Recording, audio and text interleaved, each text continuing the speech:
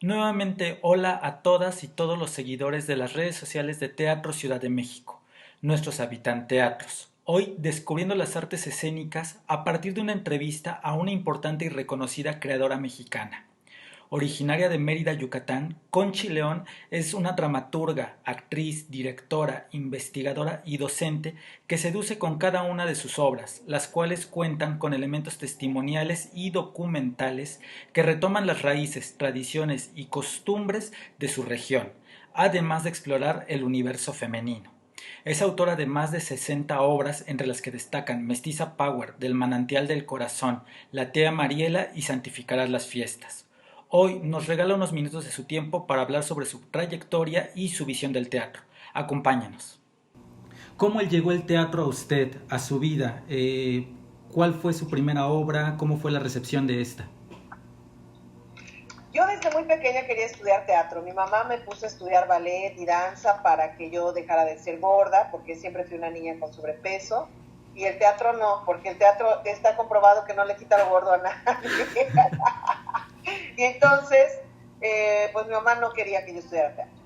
Ya a los 15, cuando terminé la secundaria, yo vengo de una familia pues de pobreza bastante pobre. Entonces mi mamá me dijo, tú no vas a estudiar la prepa porque eres muy tonta, ¿por qué no estudias teatro? Porque además era gratuito y era un taller libre, no era, yo no tengo licenciatura ni un grado académico en el teatro, ¿no?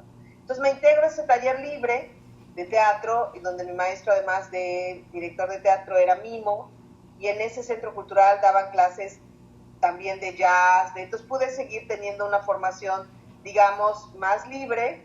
Y la primera obra que hicimos fue Caperucita Roja y el Lobo Feroz. Yo tenía 15 años y era la abuelita de Caperucita. Ok. Y la hicimos ahí en el Teatro del IMSS, que eran unos talleres gratuitos del IMSS, entonces que te cuento. Y pues tenía lleno siempre los domingos. Ese maestro hacía obras de teatro para niños, de El gato con botas, estas obras que generalmente se hacen para niños. Y esa fue mi primera función. Y me acuerdo que sí me dio un ataque de pánico escénico. Él me decía que yo entraba cuando él desde la cabina me hacía una seña. Y la primera vez porque yo empezaba tejiendo y levantaba la cara mirando al público y veía de reojo la seña de él de entrar. Entonces estaba tejiendo, levanto la cara, veo al público y él me hace la seña y yo me quedo viendo al público como, ¿qué cosa es esta? Y él vuelve a hacer la seña y yo sigo viendo al público y luego ya era así como, ya empecé. Pero bueno, esa fue mi primera vez en el teatro. De niña, ¿qué quería ser usted, maestra? Locutora, Ah, pero mi mamá me dijo que los locutores van a la guerra y los matan. Mi mamá casi siempre todo lo que yo le decía tenía una respuesta que involucraba muerte, sangre, calamidad, tragedia, convulsión. Entonces, y cuando me dijo que los locutores van a la guerra y los matan y que iba yo a ver mucha sangre, que además yo tenía miedo a la sangre y yo no sabía que tenía miedo a la sangre, pues ya lo sabes. Pues bueno, así le digo esta que no podía ser locutora. en este caso, ¿cuándo empieza usted a escribir? ¿Cuándo es que usted empieza a volverse dramaturga? Yo daba clase en un centro cultural maravilloso donde los maestros siempre nos mantenían haciendo actualización en talleres de creatividad, y daba clase a niños. Y entonces un día los niños tenía yo que hacer una obra con ellos para el cierre de periodo, y empecé a leer obras. Y los niños, que en ese momento tenían 6 7 años, me decían, es que esa obra es muy infantil. Imagínate, tenían 6 años y a ellos les pareció infantil la obra, porque en ese momento, te estoy hablando ya de hace bastantes años, las obras para niños eran de maripositas, de arbolitos, de abejitas, de florecitas, y a ellos pues no les gustaba eso. Por fortuna luego viene toda esta revolución del teatro para niños, donde se empiezan a hablar los temas fuertes, y entonces los niños me dicen, ¿por qué no nos escribes tú una obra? Y yo, pero yo no escribo obras, pero tú puedes hacer obras, tú. Entonces ellos me motivan, les escribo un primer libreto, y claro, pues yo era su maestra y me amaban y mi obra les pareció lo mejor del mundo. La hicimos, la verdad es que funcionó muy bien, principalmente porque los niños estaban muy felices de ese regalo, y entonces por los niños es que yo empiezo a escribir teatro. Eh, Mestiza Power para usted se vuelve esa gran obra que la catapulta todo el teatro nacional e internacional. ¿Cómo fue ese proceso? ¿Cómo surge? ¿Cómo se fue dando?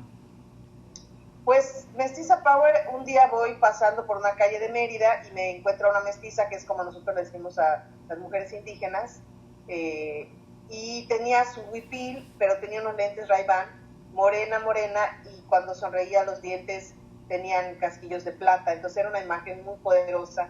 Entonces me acerco a hablar con ella, a bromearle, porque acá pues somos como del humor yucateco, a bromear con ella y a preguntarle por qué tenía esos lentes tipo Ray-Ban, era como... Y entonces resulta que los tenía porque la habían golpeado y tenía el ojo morado, y pensaba que si se ponía a vender con el ojo morado nadie le iba a comprar porque iba a dar mal aspecto. Entonces su hijo tenía ahí esos lentes, tenía un hijo adolescente y se puso los lentes para poder vender. Y esa historia me golpeó muchísimo. Entonces yo regreso a platicar con ella y de esa charla empiezo a escribir un guión. Después voy a entrevistar a una mujer que leía las cartas en un pueblo y después empiezo a entrevistar mestizas que vendían en las calles, y así es como se arma el guión de Mestiza Power, y queda en mí una huella tan grande que decido que mi dramaturgia siempre iba a ser a partir de testimonios de personas reales. En este caso, maestra, yo veo, bueno, varias vertientes, pero me quedan claras dos en sus obras de teatro. Una tiene que ver con lo regional, con estas costumbres, con las raíces, con toda la región que usted vive, y otra con lo femenino completamente. O sea, se ve en la tía María el ejemplo de estas historias de las mujeres, cómo van, del manantial al corazón, en todas siempre está envuelto estas dos partes. ¿Qué nos puede decir eso, de eso? Pues yo crecí en un gran matriarcado, como la mayoría, Uh-huh. escuchando las historias de mi mamá, de mi abuela, de las tías, de mis hermanas. Yo era la más chica. Entonces, para mí el universo femenino es tan complejo, tan fuerte y tan frágil, y tan poético y tan amoroso. Me parece que es una fuente inacabable ahí. Entonces, para mí, escribir del universo femenino es casi como respirar. Me emociona mucho, me conmueve, y de alguna manera es un homenaje que le hago a mi mamá, a mi abuela, a mis hermanas y a las mujeres que he tenido la fortuna de conocer y que me han compartido sus testimonios. Y algo que tenga también este teatro de catártico, me imagino, porque Memoria de dos hijos caracol se ve justamente esta mamá, esta hija, cómo van creciendo, bueno, por el lado de usted, y otras obras donde también me acuerdo que hay mucho de usted también, como la de Cachorro de León. ¿Qué nos podría decir? Pues Jorge Volpi tiene una frase que me gusta, que dice, la mejor manera de empezar una historia es con otra. Entonces, por eso te digo que para mí tener un testimonio es como empezar a escribir una obra. Y siempre, generalmente, a veces me preguntan, nadie se ha quejado, ninguna mujer te ha dicho, ninguna de las personas, oye, ¿por qué estás contando mi historia? Y realmente no. Incluso ahora los miércoles que estoy compartiendo testimonios de mujeres en la cárcel, que son testimonios tremendos de violencia. Ayer compartí uno de una mujer que estuvo presa como narcomenudista, por el delito de narcomenudista, y ella misma comentó, ya está libre por supuesto, ella misma se metió al chat y comentó qué significaba escuchar su testimonio en mi voz compartido en las redes sociales. Y creo que parte de esto tiene que ver con que yo en los testimonios, cuando son de mujeres, generalmente incluyo alguna cosa, alguna anécdota o alguna experiencia de mi mamá o de mi abuela o de alguna de mis hermanas. Yo creo que si puedo poner en la misma olla la historia de alguien más junto a la de mi mamá, evidentemente no va a pasar nada, porque yo voy a tratar con muchísimo respeto tanto la historia de mi mamá como la de alguien más. Y las obras más biográficas, pues bueno, tú sabes que la gente siempre es muy criticona y siempre está diciendo cosas, ¿no? En mi caso, desde que cómo es posible que yo tome los testimonios y los lleve al teatro, que es como un abuso, que me estoy haciendo rica con los testimonios, y que por qué no hablaba de mí.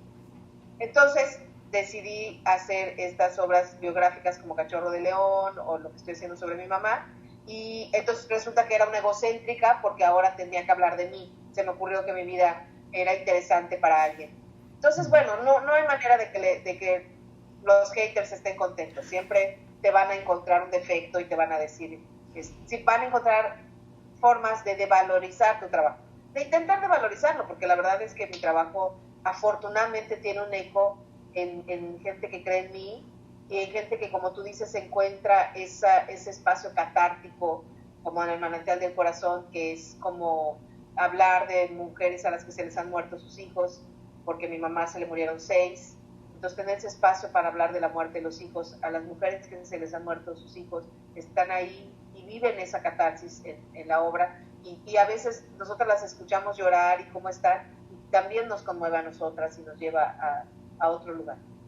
En este caso, ¿cómo podría definir su propio teatro? ¿Testimonial, regional, feminista? ¿Cómo podría usted decirlo? Sí, yo creo que es un teatro regional que habla principalmente de lo femenino. No sé, feminista de pronto es una palabra que le puede causar escozor a mucha gente o que puede parecer que excluye a los hombres. Alguien me dijo por allá, no te avergüences de ser feminista ni trates de justificar. No trato de justificar, soy feminista, pero no me gustaría que la extraña idea que se ha hecho sobre el feminismo aleje a los varones de mi teatro, porque creo que es un intercambio, entonces para mí es importante que también estén ahí. Y sí tengo obras que son regionales, y hay otras que no necesariamente tienen que ver con Yucatán, pero la mayoría sí. Como es La Espera, con los internos Ajá. de La Santa Espera, Marta. que es una obra que son testimonios de personas que estuvieron en la cárcel entre 20 y 25 años, y no son de Mérida ni de Yucatán, no tiene nada que ver. Y ahí lo que está es el testimonio.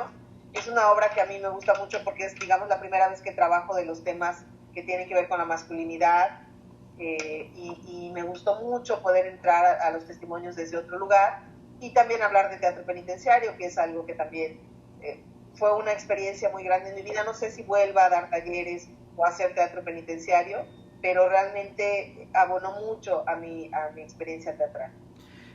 Alguna vez escuché, usted lo comentó, no sé si estoy inventando, ahí veremos, que Rascón Banda le dijo algo sobre su teatro, que el... Ajá. Rascón Banda fue un hombre muy generoso conmigo, mira, me conmuevo. Lo extraño mucho. Él es un gran artista y es un hombre que fue muy generoso conmigo y con muchos artistas. Y a veces me duele que haya artistas que puedan expresarse mal de él, siendo un hombre tan extraordinario. A mí me conoció y me dijo algo que a mí me apena decir, que yo escribía como Elena Garro.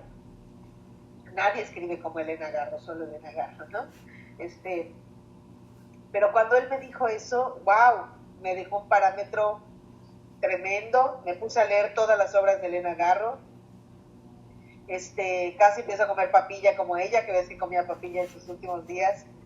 Es uno de los halagos más lindos que él me ha hecho. Y cuando me obsesiono con Elena Garro y encuentro sus memorias, su biografía, descubro que Elena Garro nace el 11 de diciembre, que es el día de mi cumpleaños. Así es. Entonces, bueno, a lo mejor en nuestra dramaturgia no hay nada que se una, pero en ese juego del universo nacimos el mismo día y eso ya para mí es muy bonito. Y Rascón Banda era un hombre tan generoso que él me invitó a hacer muchas cosas. Me invitó a la Soque, me invitó a desayunar, me invitó a ver su estreno con Ofelia Medina, que es mi paisana y es una mujer que admiro mucho. Y un día yo le dije, maestro, es que yo tengo que decirle que Desazón es la influencia más grande que tuve para hacer Mestiza Power. Y él me dijo, no, Desazón se inspiró en Mestiza Power. Y le dije, ay maestro, ¿cómo dice eso si hasta Desazón fue mucho antes? No, yo me inspiro en tu trabajo. Y así era, él era un hombre tan humilde, tan generoso, y por eso se le extraña tanto. Yo me acuerdo que alguna vez usted comentó, ejemplo, que le había dicho que este teatro, que había que retomar esas historias de uno, de este regional, por así decirlo, que también tiene que ver con lo universal. Sí, es que él dice, bueno, una de las veces que pues él era de Urachi, creo, es que nunca he sabido cómo se pronuncia su estado. Era del norte, pues. Ajá.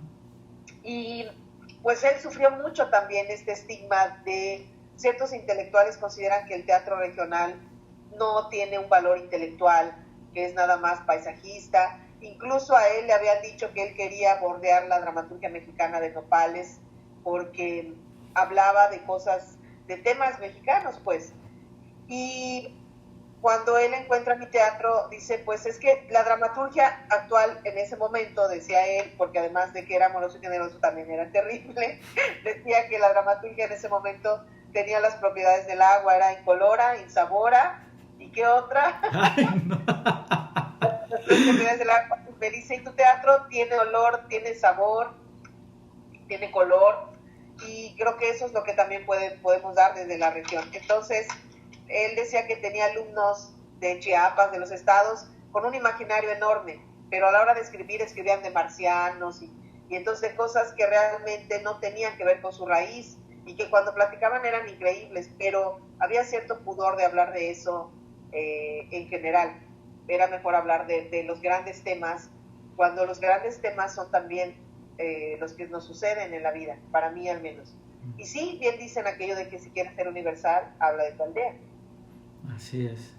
Maestra, ya me comentó cuándo empezó a ser actriz, cuándo empezó a ser dramaturga, cuándo empieza a dirigir y a dirigir sus propias obras. Pues es que cuando yo escribo Mestiza Power, empiezo a buscar a alguien que lo dirija y nadie quería dirigirla. Después empiezo a buscar actrices y las 3 actrices que yo llamo me dicen que no. Una incluso me dice, ¿cómo crees que voy a hacer eso? Por el título de la obra. Y entonces pues yo me deprimo mucho y me quedo ahí como, pues ya no la hice la obra. Y una de mis mejores amigas, que es de la Ciudad de México, me dijo, vamos a hacerla tú y yo, y buscamos a la tercera actriz. Te digo el dato de la Ciudad de México porque los yucatecos no perdonamos que alguien que no sea yucateco actúe de yucateco. Entonces ella era de la Ciudad de México y entonces actuó un personaje yucateca y no me lo perdonaron, pero no quisieron actuar mi obra cuando las busqué. Entonces cuando yo encuentro ese coraje para decir, nadie quiere dirigir mi obra, nadie quiere actuar mi obra, aquí tengo a esta amiga que me trajo a su amiga, y hago la obra y le va muy bien, ese coraje se queda en mí y entonces digo, ok, voy a seguir haciendo mis obras, dirigiéndolas, actuándolas. Y después cuando hay directores que me han pedido mis obras, me cobran carísimo por dirigirlas y entonces digo, no, pues a mí no me quedan tan mal, pues las voy a dirigir yo. Paul Schumann ha dirigido una obra mía que me gustó mucho como la dirigió y creo que es de los directores que más entiende mi teatro y más, con los que mejor yo dialogo como artista y como ser humano también. Y en otro caso, cuando usted es dirigida con un texto que no es suyo, con ahora sí que algo que usted es invitada, ¿cuáles son los retos que le conlleva eso? Porque entiendo que cuando usted es la creadora, la que lo pensó, la que lo construye, ya sabe como hacia dónde ir, pero en el caso de cuando usted es completamente algo que no tiene que ver directamente con una creación suya, ¿cuáles son los retos? Pues mira, de principio soy la más feliz del mundo, porque cuando es un proyecto mío, yo lo produzco, yo tengo que estarme peleando con el diseñador, con el que va a hacer el video, con los actores, con todo el mundo. Entonces es una carga, pero triple, y de estrés y de todo. Entonces cuando me invitan de actriz, que realmente yo llego y ahí está mi vestuario y ahí está todo, realmente llego a actuar, es lo más placentero del universo. La primera obra que me invitaron como actriz, que fue El Donador de Almas, fue una obra que al principio yo no entendía hacia dónde iba el director, qué quería, me parecía rarísimo, y tuvimos pequeños desencuentros, pero yo dije, tengo que hacer lo que dice el director. Como he estado desde el otro lado y sé qué complicado es cuando no te entiendes con un actor, para mí principalmente cuando me invitan a un proyecto de actriz, mi principal objetivo es no hacer problemas. Es aceptar. Después de la temporada diré, bueno, ya no quiero volver a trabajar con este director, pero de inicio yo no doy problemas como actriz, me enorgullezco mucho de eso. Entonces, cuando la obra se estrena y tiene esta respuesta del público, entonces me doy cuenta que no hay una sola manera de dirigir y que ese director tiene esa forma. Entonces creo que esa experiencia también fue muy aleccionadora porque pues bueno, entendí que cada director tiene su forma y la verdad es que me la paso muy bien ahora haciendo Entre Pancho Villa y una mujer desnuda. También, de pronto no me gusta el vestuario. Es como, ¡ay! ¿No? O el peinado. En El Donador de Almas, en el estreno, la chica del peinado me hizo unas cosas como de la princesa Lea. Así. Unos, haz de cuenta, como unos roles de canela acá. Y así con una raya en medio como Lila Downs y mis roles de canela. Y me veían los actores y se reían. Entonces yo decía, Dios mío, hasta me parecía que en Luchito me hizo una foto y dije, no. Entonces me dijo una de las actrices más conflictivas que yo, porque yo pues no iba a salir. Entonces me dijo, ¿vas a salir así? Y dije, pues sí, porque pues vino la peinadora y maquillista, ni modo que... Y me dijo, no, es el estreno, van a haber periodistas, esas fotos tuyas van a quedar para la posteridad, no salgas así. Y yo decía, ay, bueno, ¿qué hago? Me cuesta mucho trabajo, al menos te digo cuando estoy de actriz, decir, no, yo la verdad es que me veía espantosa y los mismos actores me decían, no salgas así porque te vamos a ver, nos vamos a reír. Y entonces pues me quité los roles de canela que me había puesto la actriz, la peinadora, y me hizo un chonguito. El director no se molestó, la verdad, o sea, para él lo importante está en otro lugar. La peinadora sí me dijo qué pasó con tu peinado, muy enojada, y le dije, perdóname, pero de verdad parecía la princesa Leia y los muchachos estaban riendo. Entonces, bueno, esa es como la máxima irresponsabilidad que he cometido cuando soy invitada como actriz. Maestra, actriz, directora, docente, dramaturga, ahora influencer, porque también maestra, también influencer. Yo ya vi que hay gente que la imita en TikTok con esto de qué comerán en Tabasco, ya vi lo de el Hamaca Gym también, entonces usted también ahora es influencer. ¿Qué le gusta más? ¿Con qué se siente más cómoda? Escribiendo me siento más cómoda, pero escribir tiene su tiempo de incubación de la historia, tiene su como escarceo amoroso. Para mí escribir es como la historia empieza a cortejarme. Decía un escritor, tú a veces dices, bueno, yo ya terminé y cierras la computadora y la historia empieza, no, escríbeme un poquito más, vuélveme a revisar, ven a verme. Entonces, sí, de verdad las historias te persiguen, están ahí hablándote, o no sé si sea una esquizofrenia de autor, pero me gusta que yo no escribo todos los días, al menos no teatro. Si escribo alguna cosa para compartir con mis lectores, o algún documento, o alguna cosa de mis proyectos a futuro, pero el teatro casi siempre sale de un tirón, porque todo el tiempo está en mi cabeza esa historia diciéndome, escríbeme. Y cuando le digo ya, bueno, ok, vamos, como el amante que te persigue, no, ok, ya me convenciste, trae los mezcales, ¿no? Entonces escribir es algo que me gusta muchísimo, y actuar también, principalmente si me invitan nada más de actriz. ¿Qué dramaturgos usted lee, que le gusten, que usted admire? Me gusta mucho Sprechelburg. El teatro argentino me gusta en general, Veronese me gusta mucho también. Mexicano, pues Daniel Serrano, Mario Cantú. Como mis contemporáneos, me gusta mucho lo que escriben. Mujeres, Camila Villegas, me gusta mucho también. ¿Qué decir? Me gusta Schmefeni, también, me encanta Sarah Kane, me encanta. Hay otro argentino que es muy guapo, que estoy enamorada de él, pero es que me salió gay. ¿Cómo se llama? Digo, él es abiertamente gay. Nada más yo que me parece guapísimo este hombre, guapísimo, y es un gran dramaturgo argentino. No me acuerdo ahorita de su nombre, pero es un hombre. Estuvo en México dando unas cátedras. Yo lo conocí en la muestra de la joven dramaturga en Querétaro y me regaló sus libros, porque nos enamoramos, pero te digo. Había un inconveniente, un pequeño detalle. Sí, no, yo creo que son esos enamoramientos intelectuales donde te la pasas súper bien. Y entonces, bueno, no me va a perdonar que no me acuerdo. Fíjate, me enamoré de él y me acuerdo de su nombre. Así pasa a veces. Así pasa. Y es cierto, maestra, que existe este miedo a la primera hoja cuando un escritor se sienta para iniciar una obra. En mi caso no, yo no tengo miedo al hoja en blanco, porque te digo que siempre la historia está como dando vuelta en mi cabeza, están las imágenes, como que empieza un germen ahí, y cuando me siento ya realmente es a vaciar todo eso. Sí he descubierto, a lo mejor soy muy romántica, que sí, si estoy frente al mar, la obra se escribe en una noche. me ha pasado 3 veces y no sé si hay escritores que escriben con música y yo no sé si mi música para escribirse al sonido de las olas. No siempre puedo, obviamente, estar frente al mar, pero si puedo, uy, es maravilloso. Ahora como influencer, porque yo sí creo que usted, ahora como influencer, ¿cómo ve las redes sociales? ¿Cómo ve justamente cómo pueden ayudar, ejemplo, a acercar a la gente al teatro? Fíjate que yo estoy súper admirada y conmovida con lo que están haciendo mis compañeros, que están generando contenido. Todos estamos generando contenidos desde donde podemos, sabemos, queremos, sin que nadie nos pague ni nada. Por eso a mí me enoja mucho que particularmente en mi video de la maca hubieron empresas que le pusieron su logotipo como si lo hubieran producido y eso pues es una atenta contra mis derechos de autor, ¿no? Aunque sea una comedia, aunque sea un sketch de 1 minuto, es algo que yo creé y no se vale que hagan eso, ¿no?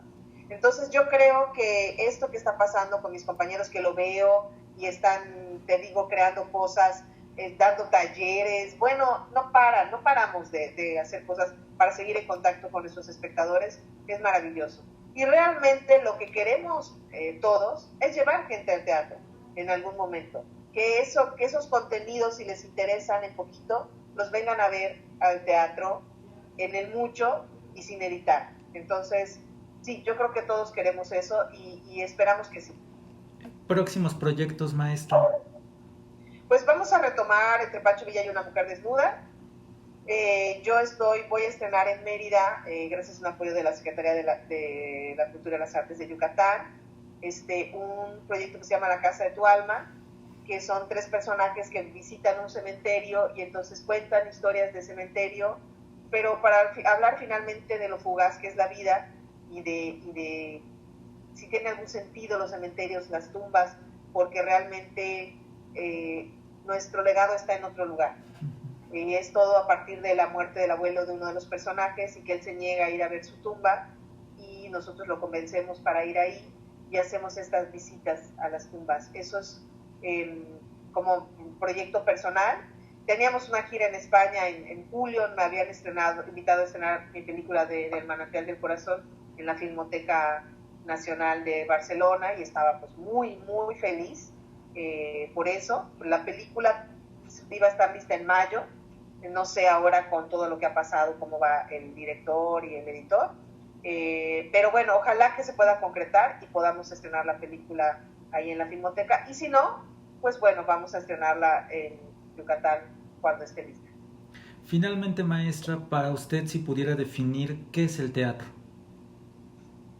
Uy, pues mira, el teatro para mí realmente es como el gran medio de expresión que tenemos muchos, esa gran fuente de comunicación y de vida en la que el espectador viene y a veces solamente remoja los dedos de las manos o de los pies, a veces se baña completamente en él, a veces hasta se bebe el agua de la fuente y por eso de pronto podemos tener esta catarsis colectiva. Para mí el teatro ha sido una herramienta que me ha salvado la vida y siempre digo, lo que el teatro me dio, no hay manera de que yo se lo devuelva. A veces cuando pienso en cómo mi mamá me dijo cuando terminé la secundaria que yo era una tonta y luego voy en un avión a Alemania porque nominaron mi obra a un premio en Alemania, yo le digo a mi mamá, mira la tonta, no fue tanto, ¿no? Y eso me lo ha dado el teatro. O sea, para mí el tramo de esa niña de infancia tan violenta y tan pobre, de pronto con un boleto a Nueva York, ese tramo me lo regaló el teatro. No sé cómo lo hizo, pero yo sí creo por eso que el arte es la panacea y que mientras más acerquemos a los niños y a los jóvenes al arte, más nos alejamos de esas cosas destructivas. Y el teatro para mí es uno de esos grandes sanadores e impulsadores para que una persona pueda transformar su vida. Si no la del espectador, la tuya al menos en mí lo ha hecho y por eso lo agradezco y voy a estar eternamente agradecida con el teatro. Pues maestra, yo le agradezco mucho sus palabras, de verdad, este tiempo que nos dé. Y usted acaba de decir una palabra bellísima, que es sanación.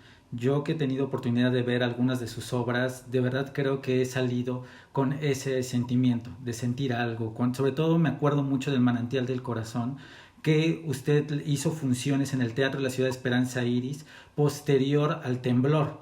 que pasó aquí y que justamente había un sentimiento muy fuerte en toda la ciudad de miedo y había un sentimiento de mucha angustia contenida, como ese grito que no se podía dar, y viendo su obra era espectacular como algo del público que estábamos se movía completamente. Y creo que con Mestiza Power, con la tía Mariela, con muchas de las otras obras, Memoria de dos hijos Caracol, La Espera, siempre usted tiene ese punto de poder ir hacia la sanación. Ay, muchas gracias. Pues es lo que me encantaría, es lo que a mí, digo, el humor para mí también es muy importante y poder hacer comedias y poder hacer estos espacios de humor desde los materiales cibernéticos es importante, pero también esta catarsis y esta sanación, aunque digan que hacemos teatro de superación personal, no importan las etiquetas, se trata de que podamos compartir y sanarnos un poquito, porque todos estamos como muy heridos, ¿no? Como decimos en la tía Mariela, que vivan los corazones rotos que siguen latiendo a pedacitos. Y como que si esos pedacitos de nuestro corazón y los del espectador laten al mismo tiempo en el teatro, algo estamos haciendo bien. Maestra, pues muchas gracias porque justamente eso nos regala. Y no sé, ahorita me acordé también que vi una cosa en el foro ¿A poco no? Que usted Una cosa actuaba de cabaret. de ¿Verdad? cabaret, porque también sí, de cabaret, y usted bailaba Single Ladies de Yo Beyoncé. bailaba single lady y fíjate que mi rodilla no me dejó, si no, yo Beyoncé no sé qué sería de ella, pobrecita. Sí, ay, amo el cabaret, amo el cabaret. Creo que una de las cosas que más quiero hacer saliendo de la cuarentena es cabaret. Estoy convenciendo a las reinas chulas para que me dejen hacer a Maca Jean en versión teatro, en versión cabaret. Y sí, hacíamos este espectáculo que se llama El lado oscuro de la fuerza. Tristemente Yucatán es un estado maravilloso, pero hay mucho con el tema del matrimonio igualitario, ves que salen señoras a rezar, persiguieron a Diego Luna, bueno, una serie de cosas, y como que para mí era importante poder entrar desde la farsa, desde el cabaret, pues, a criticar y a cuestionar eso, y el cabaret te permite esa libertad y el autoescarnio, y entonces, pues bueno, sí había un momento en el que me quedaba ligera de ropa y bailaba Single Ladies. Muy bueno también, muy bueno, maestra. Pues muchas gracias y espero vernos pronto, pues para saludarnos ahora sí que en vivo y a todo color. Claro que sí. Muchas gracias y saludos a todos. Teatro Ciudad de México, escenarios que transforman.